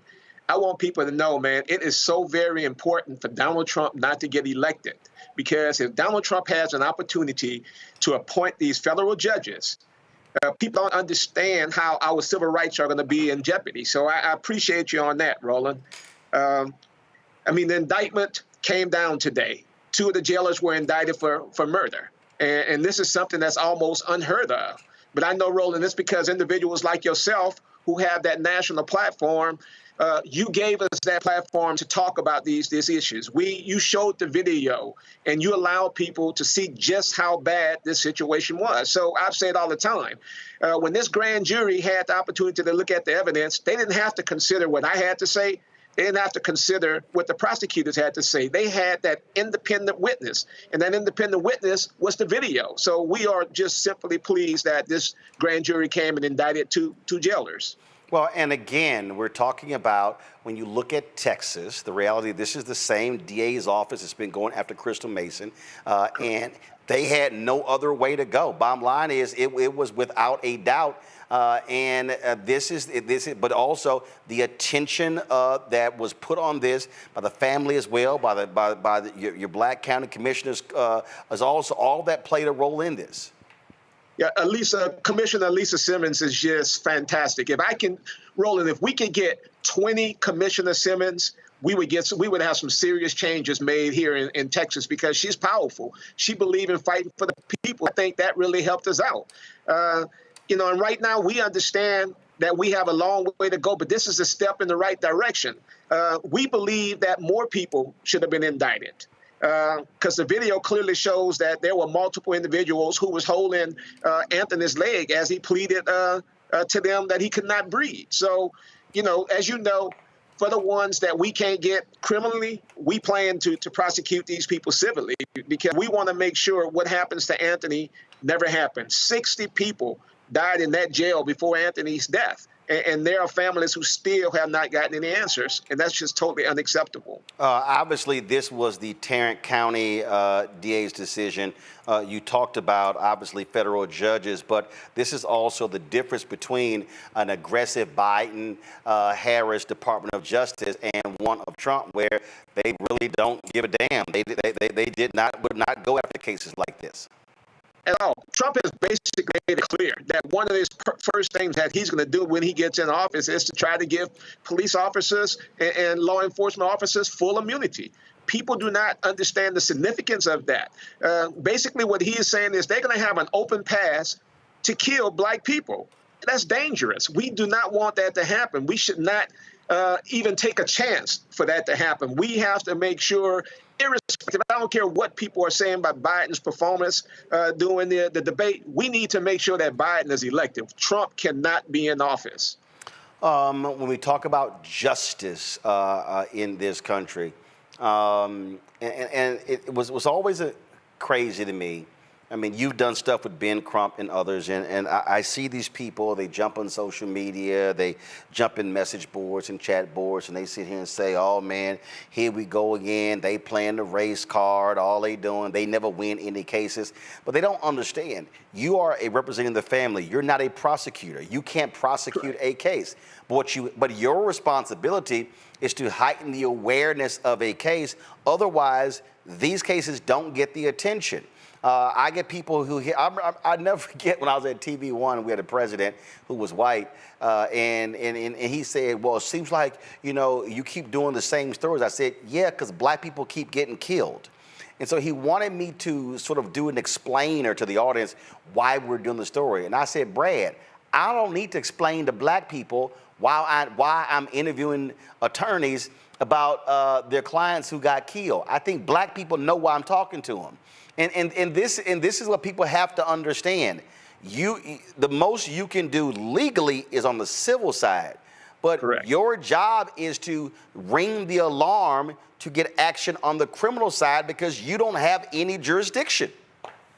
We have none. And Roland, people don't understand. Lots of time when we get involved in these cases, because we know that prosecutors don't have as much experience prosecuting a police officer, we get involved because we want to be able to share experts with them.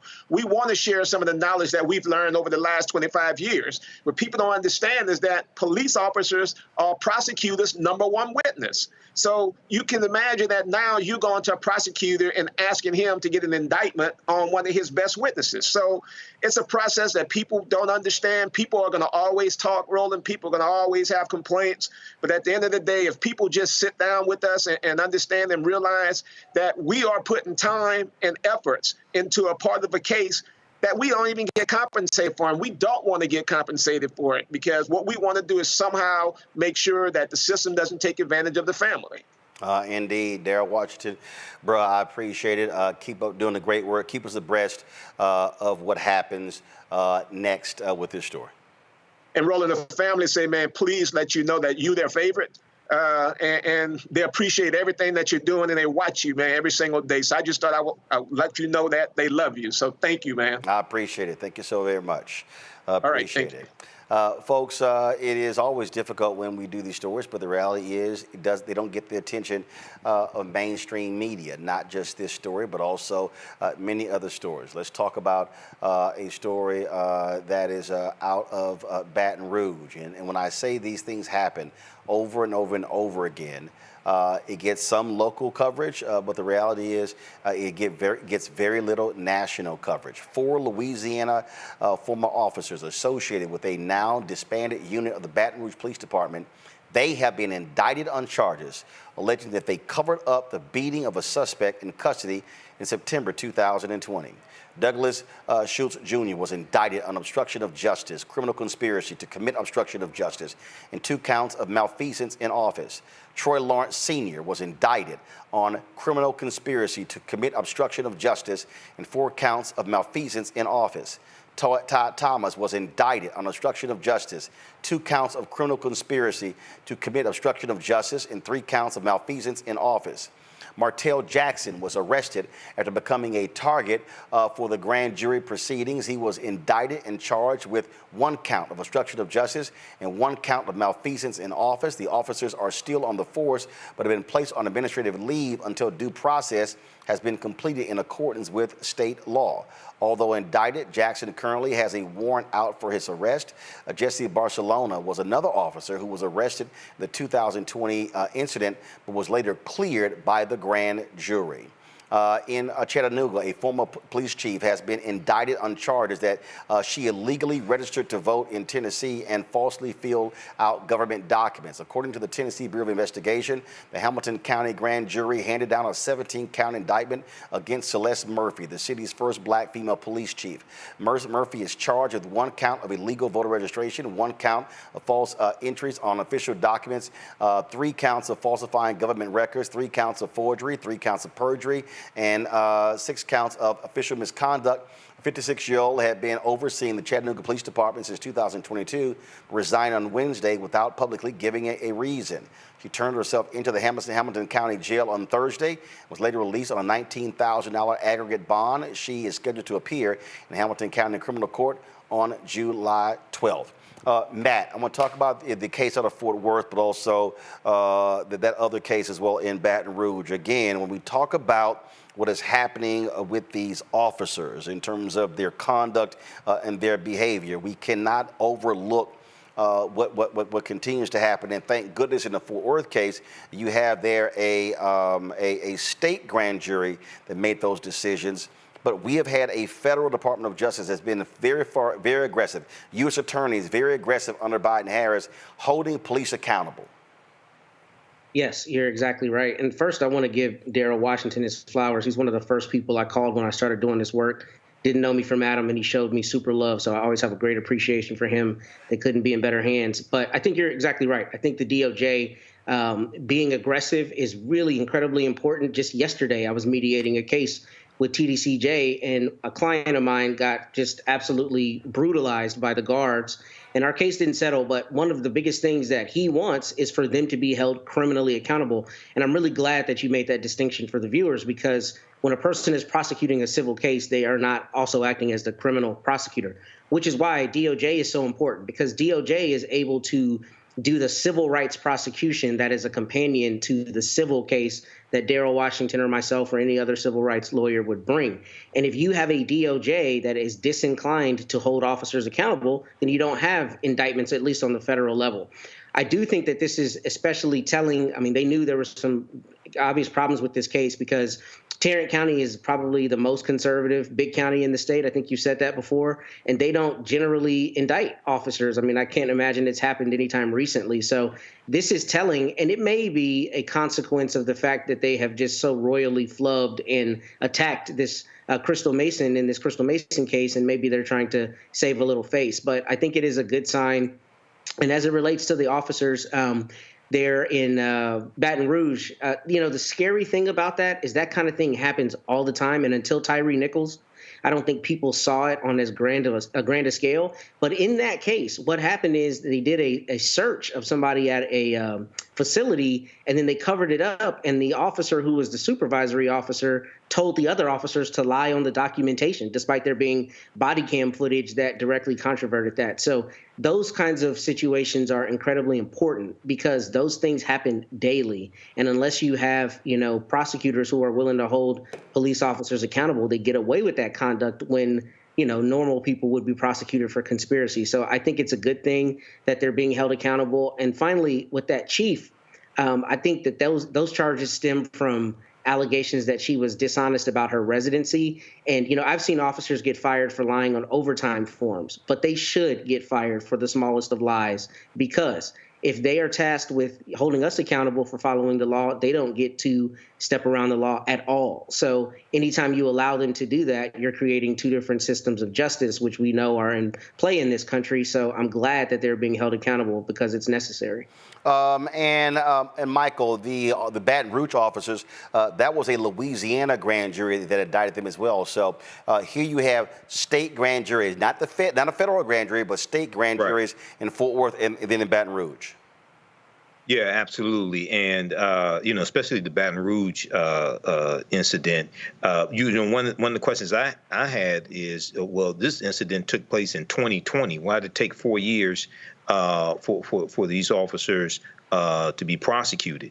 Number one, but I'm all for this. Now, I am for responsible police officers. I've said that here on the show before. More African Americans need to apply to the police departments and get these jobs. The African Americans with the right mindset, but officers who, if they are convicted, because they're innocent to proven guilty, but officers that would do something like this, absolutely, they need to be prosecuted and put in prison, and we need to get those type of officers off of these police. And again, this is good. And here's the deal, Derek: 3 of these cops were black, so this ain't a black thing or a white thing. This is a blue thing.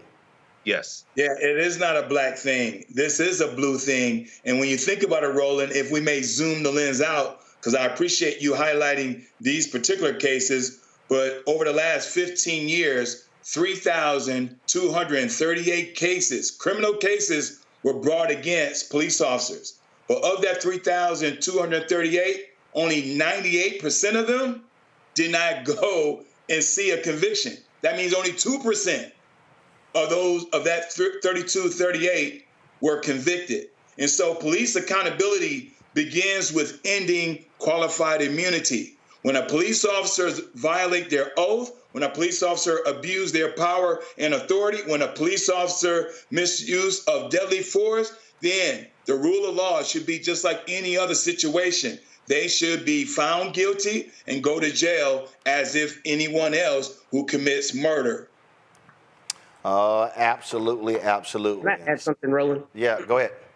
Just very quickly, we've talked a lot tonight about the courts, but what I wanted to add is that, the courts operate from the standpoint of judicial review. So really a lot of emphasis, and we always talk about it, but really a lot of emphasis needs to be on our legislatures and on Congress. Because if the courts are making ridiculous decisions, Congress and the legislatures are the ones who are able to define the parameters of the law such that the courts don't have the opportunity to make a lot of those ridiculous decisions. And if you look historically, that's how our federal courts developed the influence that they have now. They started out as the weakest branch until they developed judicial review. So I say that to say, when we have a Congress that won't pass laws, Congress is the one that is able to fix a lot of these gaps in the state legislatures. And if we don't impress that upon people when they go vote, then we're passing the buck and putting a lot of emphasis on the courts when there is an equal duty, a coexistent duty between the courts and the legislatures. Folks, let's go to Uvalde, where the former school district police chief there, Uvalde, Texas, who oversaw the response to the 2022 deadly elementary school shooting that killed 21 people, including 19 children, was arrested for not stopping the mass shooting quicker. Pete Anaconda was taken into custody and charged with 10 counts of abandoning endangering a child. The Uvalde jail official confirmed that the former chief was being booked into the facility Thursday afternoon. His bail was set at $10,000 security bond and $10,000 personal reconnaissance bond. He, of course, posted bail and was later released today. Yesterday. You know, this right here, Matt, I mean, this guy's actions was an abomination. I mean, literally, it was an entire mess. The state investigation in the Texas Department of Public Safety was a joke. Republican leadership in Texas did not really want the truth out there. The report they released was nonsensical. And this guy, talk about just standing around and doing nothing as kids are being slaughtered. I mean, he needed to be charged. Absolutely. But what's so ironic about this is a conversation we had one of the first times I was on this show was about exactly how you could prosecute these officers. And this is what we discussed about how they would have to do it under the theory of abandoning or neglecting a child. And I do think from a legal standpoint, there may be some difficulty to the extent that police don't generally have a legal duty to intervene. However, I think in this situation, they were there. So standing on scene is much different than either not responding or responding too late or any of the other variables. And I'm glad that he's being held accountable. This is a tragedy that is not far from where I live, and it's just extraordinary that you have this many police officers standing in the school and they couldn't stop a single gunman or didn't even try. So I'm glad that he got indicted, but I'm interested in seeing if there will be further indictments to follow, because there were a lot of officers in that hallway, none of whom intervened to save those kids. So they should all be held accountable. Derek? You know, I agree with Matt, but the only thing I would add to Matt's point is that the Supreme Court just overturned the banning of bump stocks. And so if we're going to start blaming who should be held accountable in trying to prevent or mitigate these kind of situations from happening in the future, Roland, now we got to point to the Supreme Court, because the Supreme Court just said it's okay to have this small device that can turn a semi-automatic into a fully automatic, where you can take a clip of 60 bullets and exhaust them in a matter of seconds. Michael? Yeah, you know, I think this is good that he's being charged. Looking at the case, it looked like just gross malfeasance. It looked like he was incompetent. And I remember when the whole debate was taking place and people were calling for the banning of assault rifles right after the assault at Uvalde took place. And you had Republicans there in Texas who were against that. They were talking about arming, if I remember correctly, arming more, having more armed school guards and things of this nature, which is no. So, yeah, this is good. We'll see how this plays out. But, you know, this was a tragedy once again, what happened to those children. And it deals with the devastation that assault rifles do to people. And assault rifles were never meant to be on the street. Assault rifles were never meant for civilians to have them when you study the history. Well, that was certainly the case, but we know that folks really don't care about those things in this country, and we've seen that all far too often in terms of how this country has responded to the issue of guns. All right, we're going to go to a quick break. We'll be right back on Roland Martin Unfiltered on the Blackstar Network. Now streaming on the Blackstar Network. If we look at all of the best mans, the movies, and then, of course, series on Peacock, why do you think it resonated so well? Well, I think it's a reflection of us. You know, I think it's a reflection of authentic black people, the way they see themselves. And in some instances, aspirationally so.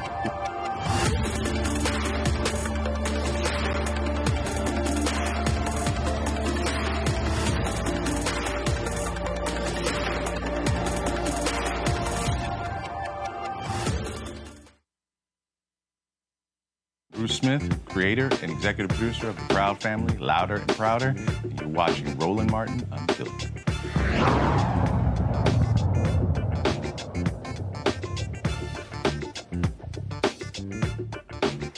Before we go, folks, we remember a great character actor, Bill Cobbs, passed away this week at the age of 90 years old. We have seen him in any number of movies. He played, of course, in The Bodyguard, Night at the Museum, The Hudsucker Proxy. The Taking of Pelham 1, 2, 3. Appeared in more than 200 film and television television shows.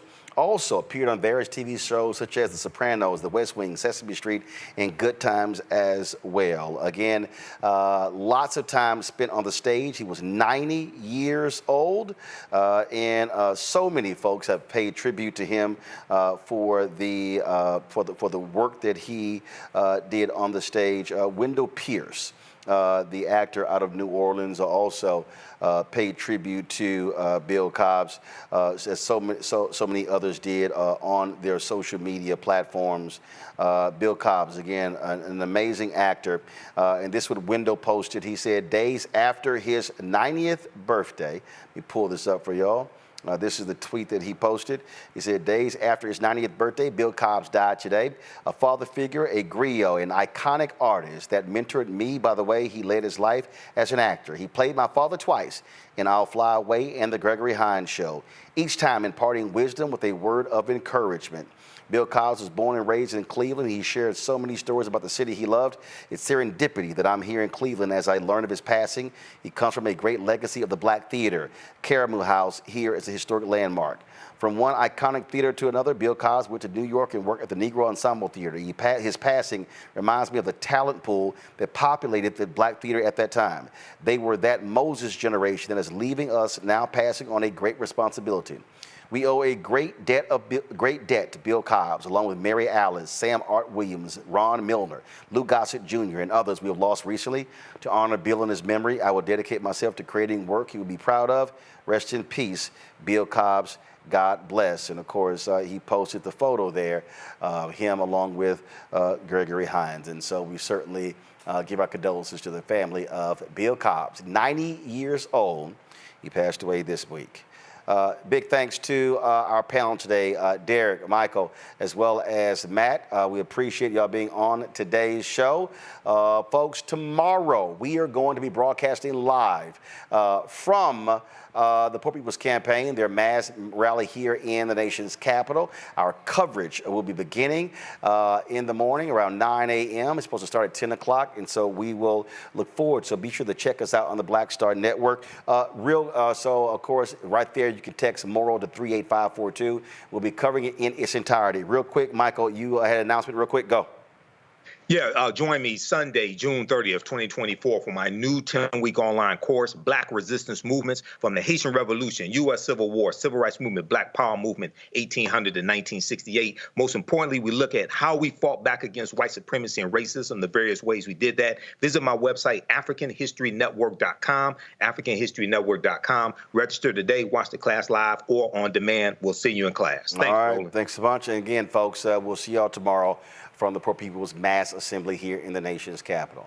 That's it, folks. Don't forget, support the work that we do.